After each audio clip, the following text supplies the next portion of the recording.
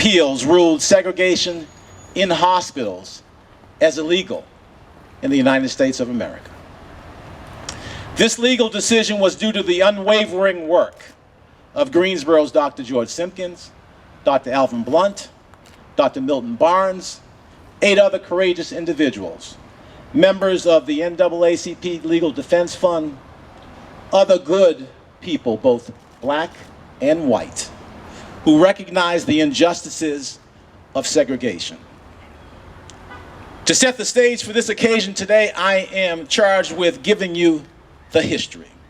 The history is of a segregated and disparate healthcare system.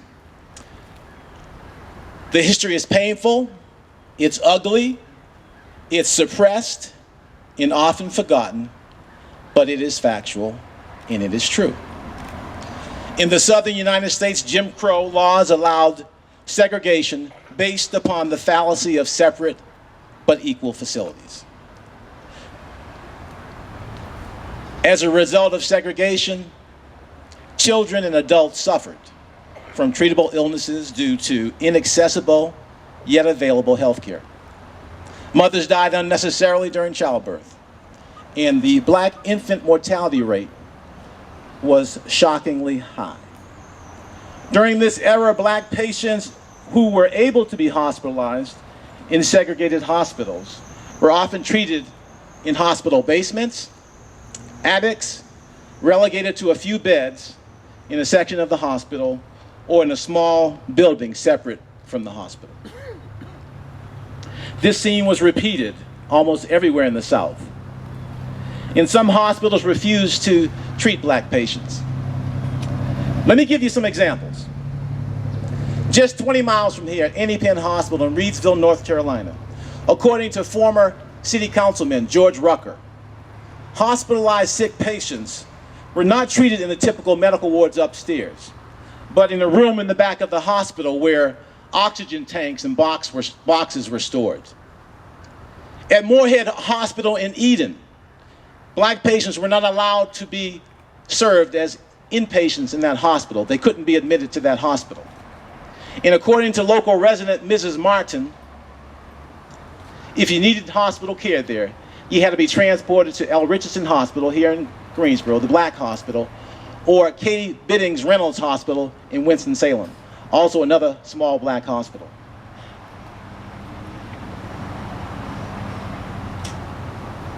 The problem was, however, that being black, you couldn't take advantage of the white ambulance services to transport you to the various hospitals.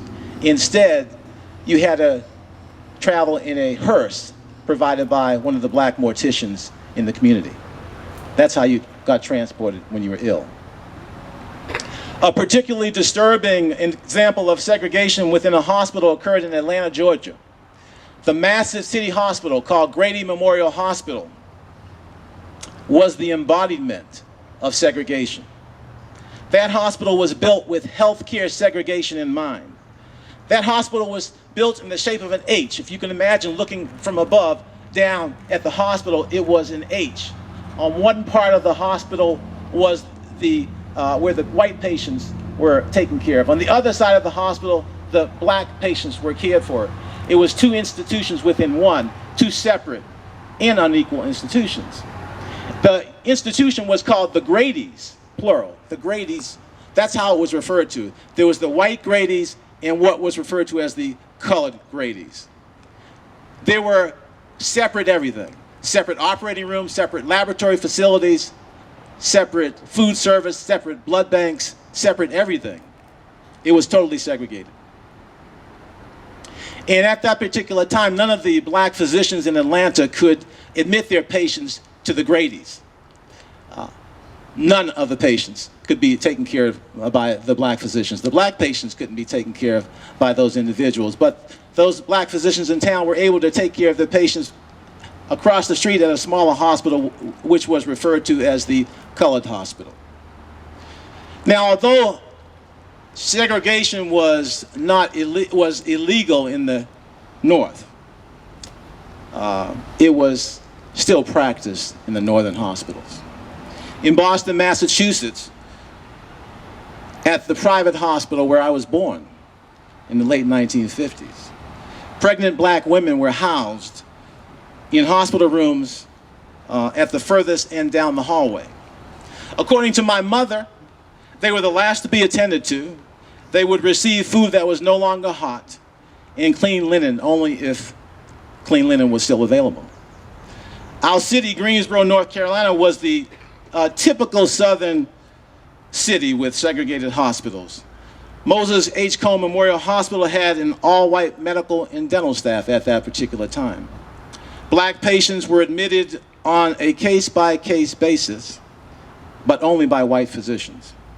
Wesley Long Hospital did not admit black patients and had no black physicians.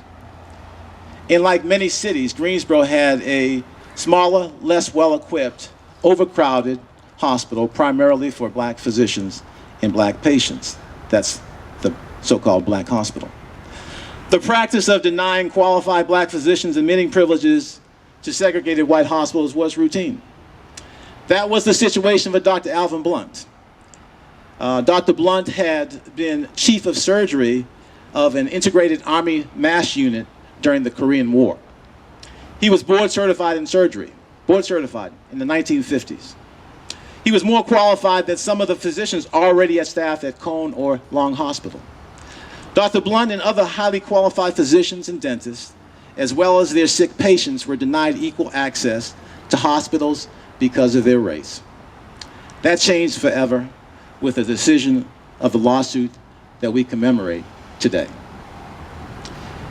In Tuskegee, Alabama, there's a powerful image of a teacher and a student. It is a statue at Tuskegee University. It's of the founder, Booker T. Washington, who's standing over a freed slave. That former slave is seated. He's holding a book. He's preparing to learn and become educated. Booker T. Washington's reaching over him, removing a veil covering the young man's head, symbolically representing removing the veil of ignorance. On this occasion today, exactly 53 years, on this occasion today, exactly 53 years after the legal decision, Simkins versus Moses H. Cone Memorial Hospital, we will remove the cover from this historical marker and educate people for years to come about a shameful time in American history, but arguably more important and more significant. This marker will salute the important work done in Greensboro by 11 courageous men and others who helped them to legally dismantle a country's segregated healthcare system. Their actions were pivotal in integrating hospitals, enhancing civil rights, and improving healthcare for all Americans. Thank you.